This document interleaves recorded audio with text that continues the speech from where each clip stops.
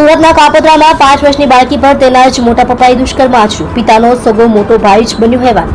બાળકીના માતા વતન ગયા હતા, જેથી મોટા પપ્પા ત્યાં રમવા ગઈ હતી. બાળકી સાથે દુષ્કર્મ ગુજાર્યા બાદ બાળકીને ગુપ્તાંગમાં દુખાવો થયો હતો. માતા વતનથી પરત આવ્યા બાદ બાળકીની તપાસ કરતા ગુપ્તાંગમાં ઈજાઓ જોવા મળી હતી. માટે બાળકીની પૂછપરછ કરતા મોટા પપ્પાની કરતૂત માતાને જણાવી.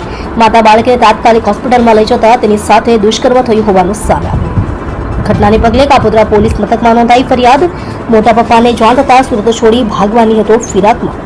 પોલીસે ઉધના રેલવે સ્ટેશનથી આરોપીને ઝડપી પાડ્યો. તમે જોઈ રહ્યા છો આઈસોન ન્યૂઝ ચેનલ રમાકાંત રોય સાથે.